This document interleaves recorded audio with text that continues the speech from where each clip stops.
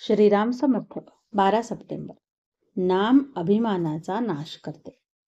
दुसऱ्याचे घर जळले हे कळल्यावर एकाने त्यास पत्र लिहिले की भगवंतावर विश्वास ठेवून समाधानात राहावे. पुढे त्याचे स्वतःचे पैसे बँकेत होते ते बुडाले. तेव्हा तर रडू लागला. लोकासांगे ब्रह्मज्ञान आपण कोरडे पाषाण असे नसावे. जे आपण दुसऱ्यास सांगतो तेच आपणास आपण सांगावे. माझे कर्तेपण मेल्याशिवाय भगवंत प्रसन्न होणार नाही. प्रत्येक कर्माचे वेळी त्याचे स्मरण करूया. नफ्याचे वेळी अभिमान उत्पन्न होतो, तोट्याचे वेळी दैव आठवते. म्हणून दोन्ही प्रसंगी कर्तेपण नसावे. देवाच्या हातात मी बाहुलीप्रमाणे आहे असे मानावे. खोटे कर्तेपण घेतल्यामुळे खरे रडावे लागते.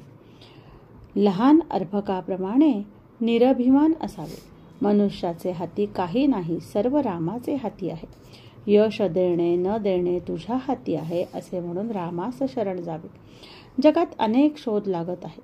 त्यात शरीर सुखभोगाच्या साधनांचेच शोध जास्त आहेत. परंतु खऱ्या सुखाचा शोध, शाश्वत समाधानाचा शोध एक साधू संतच करू शकतात. त्यांनी समाधानाची म्हणून जी काही साधने सांगितली आहेत त्यांचा अवलंब केला तर आपल्याला खात्रीने समाधान मिळेल.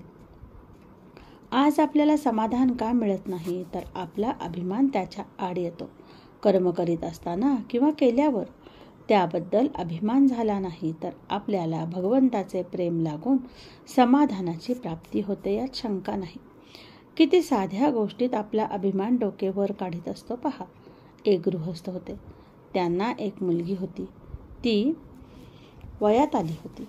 दिसायला ती साधारण बरी होती. जवळ पैसाही होता. परंतु त्या मुलीचे लग्न 5-6 वर्षे कुठेही जमू शकले नाही.